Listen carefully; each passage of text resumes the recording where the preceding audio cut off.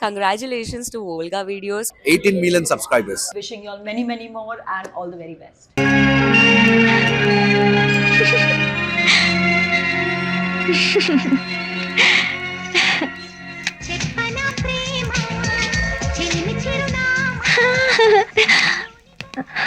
ఏమ్మా ఫోటో నచ్చిందా?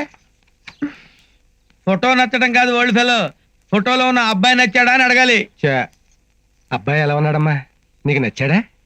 అన్నయ్యలకు నచ్చితే నాకు నచ్చినట్టే. ముందు నీకు నచ్చాడా లేదా చెప్పు. చెప్పనా? ఆ, చేసుకుంటే ఇలాంటి వాడిని చేసుకోవాలి. అబ్బో అబ్బో అబ్బో, నా మేనగోడ చిన్నపిల్ల కాదు, బాగా పెద్దదైపోయింది. అయ్యో అరవకు మావయ్య, అన్నయ్యలు వింటారు. అంతా వాళ్ళ ఇష్ట ప్రకారమే జరిగినట్టుండాలి. ఎవరితో చెప్పకండి. అలాగే. Thank you. ఓ, స్వాతి. ఆ,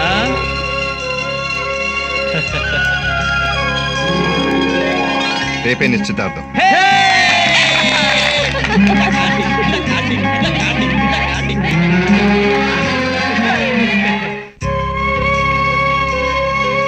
బావగారు, ఆ రోజు గుళ్ళో మీ మీద అనవసరంగా చేయి చేసుకున్నందుకు నన్ను క్షమించండి.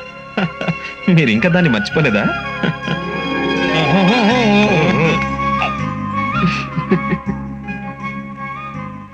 అల్లుడు, శుభ్రంగా ఈ జంతికలు సున్నుండలు తినేసి ఒక డ్రింక్ తాగేవనుకో ఓ పని అయిపో. సౌండ్ లేకుండా ఇంకా నయ్యం, నిజాలు కలుపుకుండా మాట్లాడడం లేదు. అలా కూడా మాట్లాడచ్చు. 1965 లో ఇదన్నా. వాడు. ఇంకా ఇచ్చిపుచ్చుకోవడాల గురించి మాట్లాడుకోండి. బా సౌండ్ సౌండ్ లేకుండా లేకుండా మాట్లాడండి. ఏంటి సౌండ్ లేకుండా అంటారేంటి? పంపతీసి రేపు పెళ్లిలో సౌండ్ వస్తుంది కదా అని బ్యాండ్ మేళం కూడా లేకుండా చేస్తారా ఏంటి? మామయ్య చెప్పండి, అమ్మాయికి మీరేం చేస్తారు? పెళ్లి చేయిస్తాం. అబ్బా అది కాదండి, అమ్మాయికి మీరు ఏమి ఇస్తారో చెప్పండి. ఆచారం కాబట్టి ఇచ్చిపుచ్చుకోవడాల గురించి మాట్లాడమంటున్నాను. అంతేగాని మాకు ఆస్తి లేక కాదు, ఐశ్వర్యం తక్కువై కాదు. అసలు మీ ముద్దుల చెల్లెలు మా ఇంటి కోడలవడం మా అదృష్టం. మీరు పైసా కట్నం ఇవ్వకపోయినా మేము పువ్వుల్లో పెట్టి చూసుకుంటాం. అలా అని మా ఒక్కగాని ఒక చెల్లెల్ని ఒట్టి చేతులతో పంపమంటారా? సరే, ఎంత ఇస్తారో చెప్పండి. ఇంత ఇస్తామని ఎంత చెప్పినా మా చెల్లెల మీద ఉన్న ప్రేమని తక్కువ చేసిన వాళ్ళం అవుతాం. ఏం కావాలో మీరే అడగండి. అడుక్కోవటం మా వంశంలోనే లేదు శివరామరాజు. అడిగింది ఇవ్వటం మా వంశాచారం నరేంద్రవర్మ గారు. చేనుకు హద్దులుంటాయేమో గాని మా చెల్లెల మీద మాకున్న ప్రేమకి హద్దులు లేవు. అడగండి. ఎంత అడిగినా ఇస్తారా? మా ఆస్తి మొత్తం రాసిమ్మంటారా? అయితే రాసివ్వండి.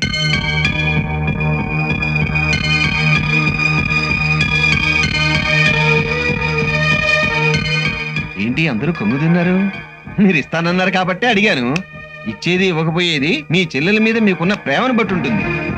ఇస్తే ఇవ్వండి, లేకపోతే వద్దు. చేసుకుంటే ఇలాంటి వాడిని పెళ్లి చేసుకోవాలి.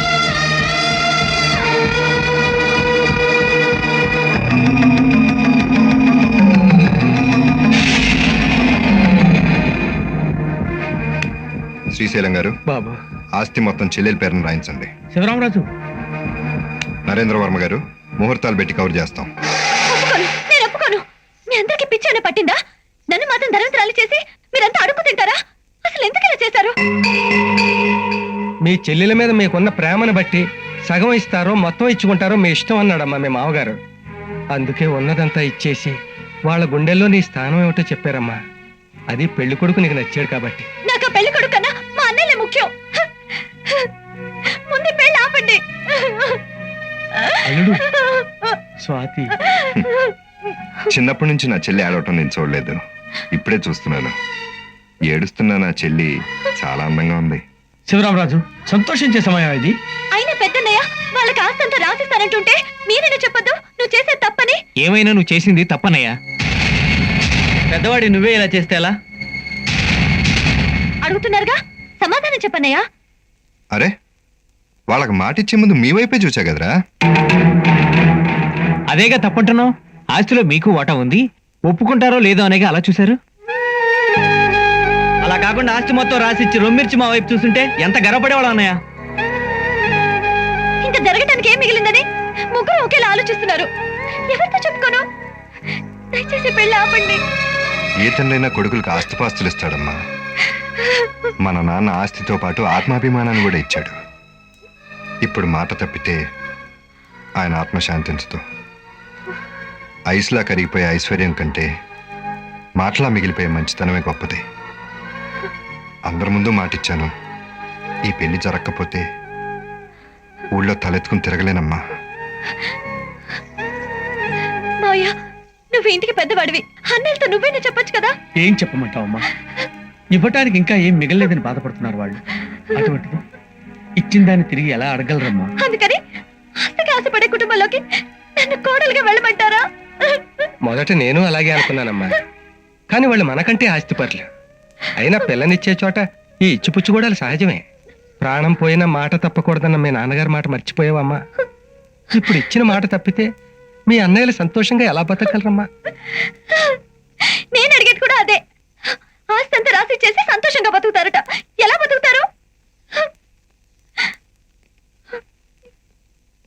బతుకుతామమ్మా, ఎందుకంటే నాకు 2 చేతులు కావు, 6 చేతులున్నాయి.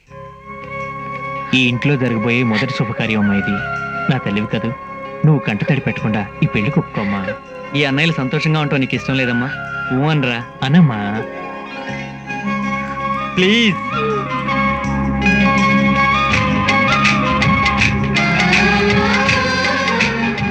ఆస్తి అంతా ఇచ్చి కూడా ఇంత ఆనందంగా ఎలా ఉండగలుగుతున్నారు?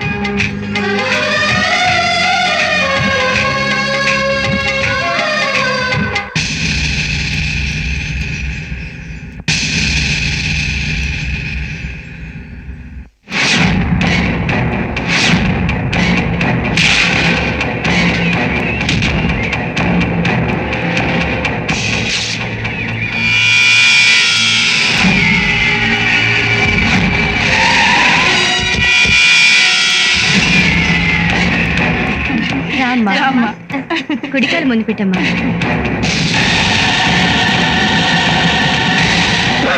అమ్మాయి గారిని లోపలికి తీసుకెళ్ళండి. నాన్న ఏమైంది? ఒంట్లో బాలేదా? నాకు ఒంట్లో బాగా లేదని చెప్పగానే ఇంత బాధపడ్డావే. ఆ రోజు గుడిలో నిన్ను నన్ను ఊరందరి ముందు కుట్టాడే, అప్పుడు నేను ఎంత బాధపడుంటాను. ఆ పగ తీర్చుకోవడానికేగా నాకు ఈ పెళ్లి చేసింది.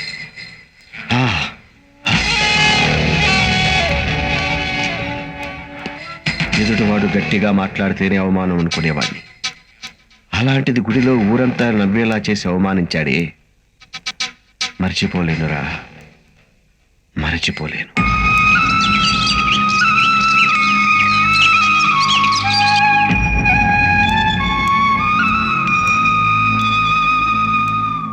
అన్నయ్య, స్వాతిని చూడాలంది కదా? అవునన్నయ్య. పదండి.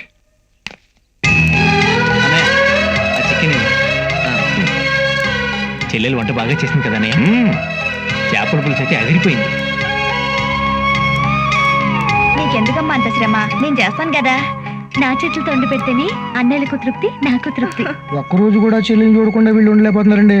చెల్లెల్ని చూడడానికి కాదురా, ఆ వంకతో ఫుల్గా తినొచ్చని. అదే అండి. ఆస్తంతా రాసిచ్చారు, ఇప్పుడు తినాలంటే ఎలా? అడుక్కు తింటారా? అడుక్కొనిస్తే మన గౌరవం ఏం కావాలి? ఇక్కడే తినేసిపోని. ఊరికే తింటే ఉపయోగం ఉండదురా. పెద్దోడిని మన గేదెలను మేపుకొచ్చి పావులు బెతకమని చెప్పు. రాసిచ్చారుగా ఇల్లు, దాంట్లో కట్టామనరా. ఇది మన పాలేరు గారి పని అయిపోయిందండి. మధ్యలో వాడు మహా మొరటోడు, వాడిని వరి చేలో కలుపు తీయమని చెప్పు. మరటోడే గాని చెవిటోడు కాదులేండి. మూడోవాడు చదువుతున్నాడా? డబ్బు లేనివాడికి చదువెందుకు? ఇంట్లో బట్టలన్నీ ఉతికి ఇస్త్రీ చేయమని చెప్పరా. అయితే సాగమని పంపించేస్తాను. రేపటి నుంచి డైనింగ్ టేబుల్ మీద కూర్చొని తినడం మానుకోమని చెప్పరా. అలాగే.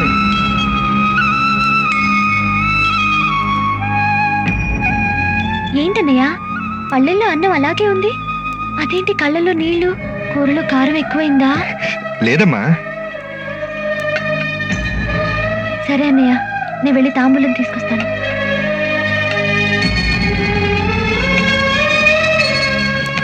ఏమైనా బొబ్బిలి వంశరాజులకు పౌరుషం ఎక్కువ అండి, వెంటనే అర్థం చేసుకున్నారు. వెళ్ళొస్తామండి. ముందు మాట సరే, రెండో మాటకి కొంచెం ఆలోచించు.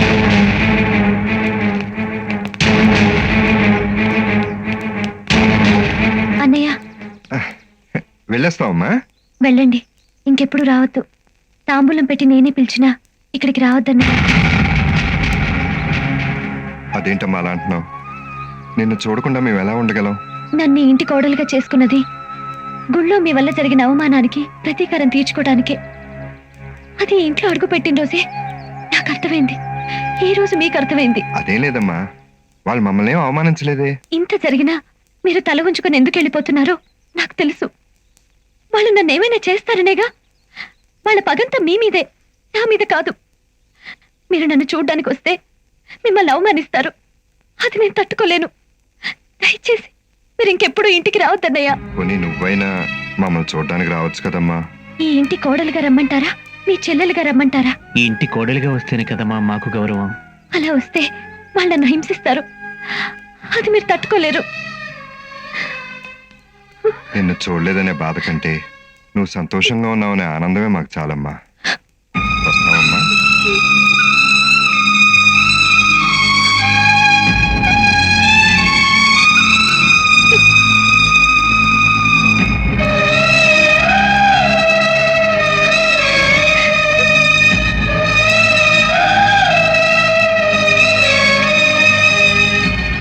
మన స్వాతమ్మ అమ్మవారి గుడికి వెళ్ళి వస్తున్నట్టుంది బాబు.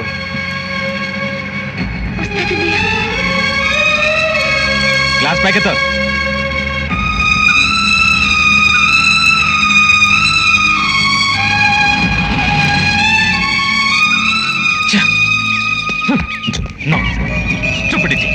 టైర్ పంచర్ అయింది. అంతా నీ వల్లే. రోడ్డు అయింది. చిచ్చి, అసలు మన ఊళ్ళో దేవుళ్ళే లేనట్టు 40 కిలోమీటర్లు వచ్చి మీ ఊరు దేవతని మొక్కోవాలా? నాకు స్టెప్ని మార్చడం కూడా రాదు. నడిచి వెళ్తే గానీ నీ తిక్క కుదరదు. ఏయ్ పదవే.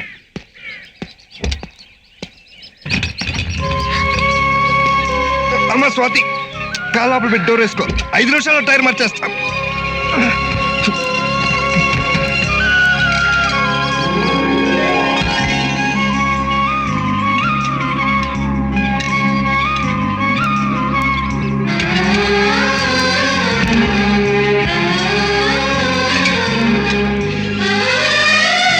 అయిపోయిందన్నయ్య, నిజండి.